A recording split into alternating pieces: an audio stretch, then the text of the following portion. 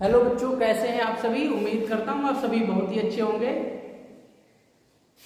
माफी चाहेंगे, कल वीडियो हम नहीं अपलोड कर पाए, उसकी कुछ हमारी व्यक्तिगत समस्याएं थी जिसकी वजह से वीडियो अपलोड नहीं कर पाए।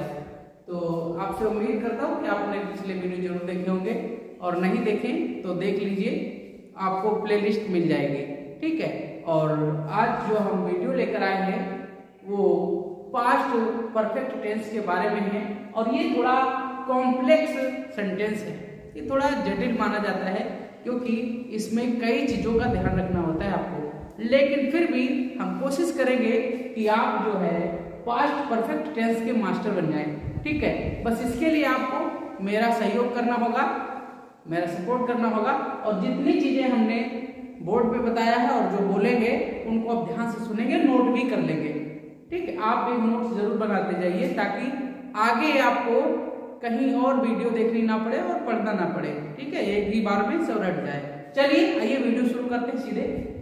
तो हमारा आज का जो वीडियो है वो पास्ट परफेक्ट टेंस के ऊपर है। हम सीखेंगे कि पास्ट परफेक्ट टेंस को हिंदी से इंग्लिश में कैसे ट्रांसलेट करेंगे। आपको पता है कि कक्षा 10 में हो या 12 में हो, आपको आपके जो परीक्षा होती है, आपका जो बोर्ड एग्जाम होता है, उसमें आपको हिंदी से इंग्लिश और इंग्लिश से हिंदी ट्रांसलेट करने के लिए शॉर्ट स्टोरी आती है, और वो तभी आप कर पाएंगे जब आपको टेंस का पूर्णतः ज्ञान होता है, ठीक है। इसी सिलसिले में हमारी कोशिश रही है कि हम आपको टेंस का कंप्लीट ज्ञान करा दें। चलिए आइए देखते हैं। हमारा आज का टॉपिक आपको पहले ही बता चुका हूं, पास्ट परफेक्ट टेंस के ऊपर है। अब इस टेंस में होता क्या है, हम कैसे पहचानेंगे कि ये वाक्य पास्ट परफेक्ट टेंस का है। तो उसके लिए कुछ शर्तें होती हैं जिन्हें हमें ध्यान में रखना होता है। देखो होता क्या है, अगर इसके पहचान की बात करें तो आपको हिंदी में जितने वाक्य देखने को मिलेंगे, सभी वाक्यों के अंत में आपको चुका था, चुके थे, गया था, पहुंचे थे आदि शब्द देखने को मिलते हैं। ये रही बात हिंदी।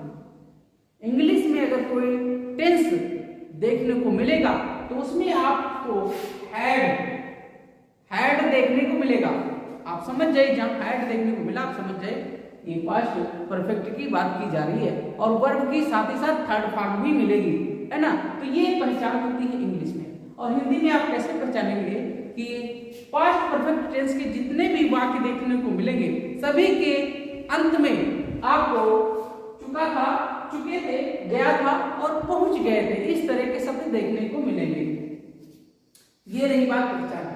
अब अनुवाद करने के नियम क्या है, यानी कि हिंदी से इंग्लिश में आप अनुवाद करेंगे तो उसके लिए नियम क्या क्या याद रखने हैं आपको।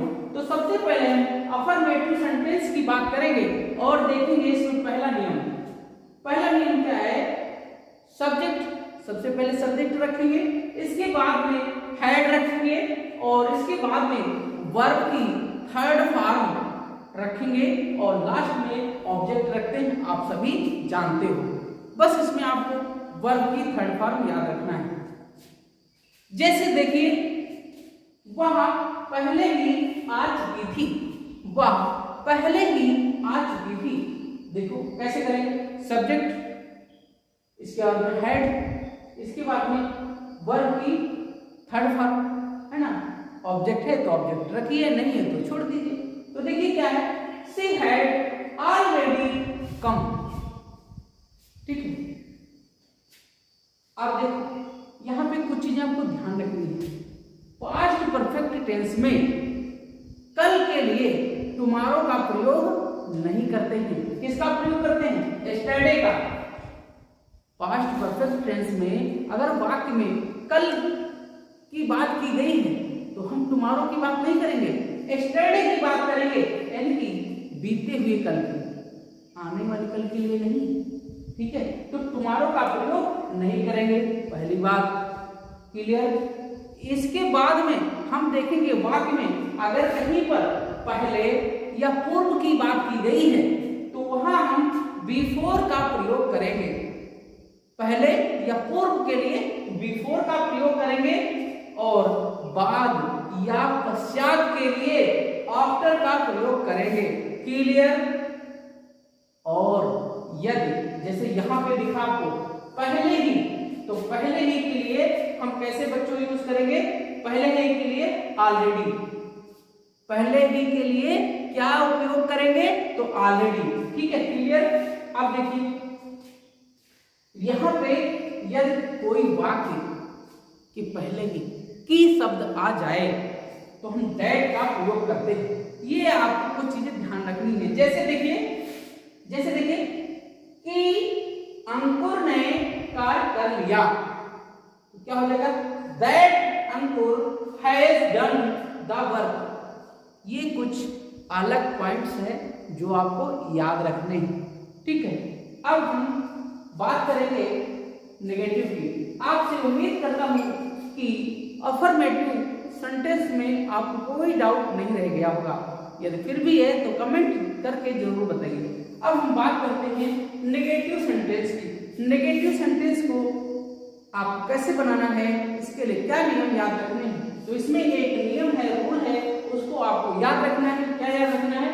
इसमें सब्जेक्ट प्लस है प्लस नॉट, इसके बाद में वर्ब की थर्ड फॉर्म और लास्ट में ऑब्जेक्ट रखते हैं। क्लियर? यही एक रूल याद रखना है।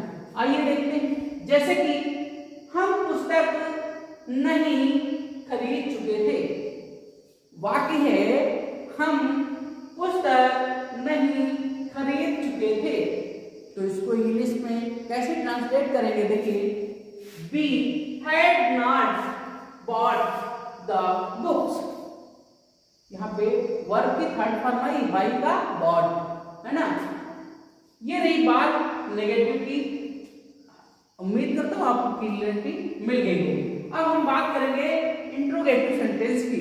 इंट्रोगेटिव सेंटेंस प्रश्नवाचक वाक्य होते हैं और इसमें दो टाइप देखने को मिलते हैं। एक तो ऐसा वाक्य जिसके पहले ही क्या, कब, क्यों, कैसे का प्रयोग किया जाता है, यानी कि क्या से आरंभ होने वाले वाक्य। इनके लिए नियम क्या याद रखना है आपको?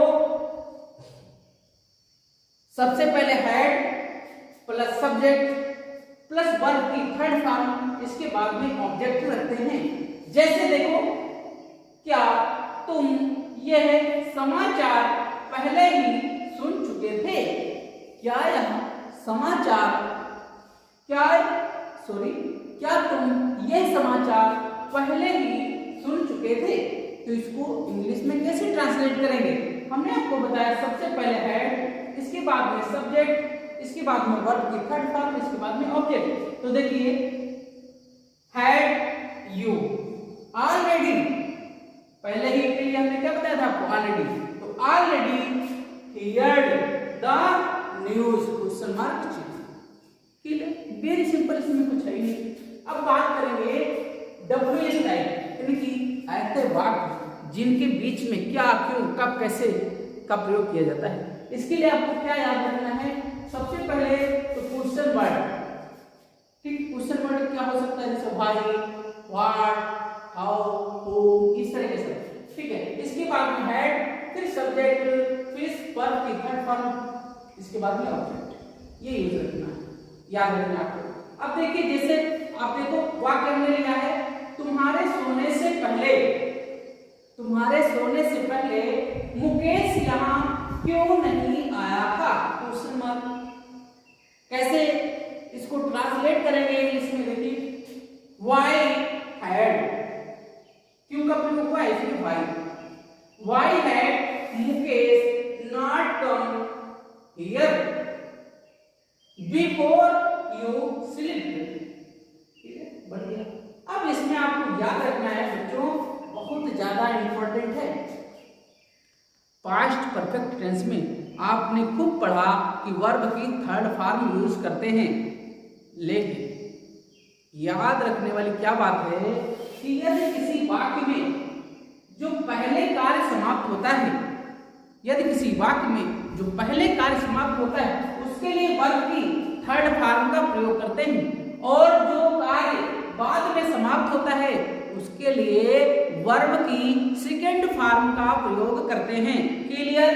जैसे कि आपने यहाँ देखा क्या लिखा हुआ है, तुम्हारे सोने से पहले मुकेश यहाँ क्यों नहीं आया था। देखो, why had Mukesh not come here? Why had Mukesh not come here before you slept? अब देखो यहाँ सिलेक्ट क्या है, सेकंड फॉर्म है, तो ये बाद में कार्य पूर्ण हो रहा है और यहाँ पे पहले पूर्ण हो गया। तो देखो ये यहाँ पे कम के होता है, तो यहाँ पे कम यूज किया COM है ना। तो उम्मीद करता हूँ कि पास्ट परफेक्ट टेंस आपको क्लियर हो गया होगा। आप कमेंट करके जरूर बताइए, ठीक है। और आपसे रिक्वेस्ट है बच्चों कि चैनल को जरूर सब्सक्राइब करें और घंटी को भी दबा दें और आप मेरा सपोर्ट करें। आपको जहां भी जिसका भी फोन मिले उसमें आप सब्सक्राइब जरूर करिए, क्योंकि मैं चाहता हूं जल्दी से जल्दी 500 प्लस मेरे सब्सक्राइबर हो जाएं, ठीक है। फिर आपको आश्चर्यचकित बैच मिलेगी, ठीक है। तो 500 प्लस पे छोटा सा सरप्राइज मिलेगा आपको। इसके बाद 1000 होने पर हम आपके लिए अच्छे अच्छे टीचर लेकर आएंगे, ठीक है। ये हमारा आपसे प्रॉमिस है। अभी तो मैं अकेला ही सब्जेक्ट पढ़ा रहा हूँ, इसके बाद आपको हर एक सब्जेक्ट मिलेगा, ठीक है। बस आपको मेरा सहयोग करना है, ठीक है बच्चों। मिलते हैं नेक्स्ट वीडियो में, तब तक के लिए धन्यवाद। जय हिंद।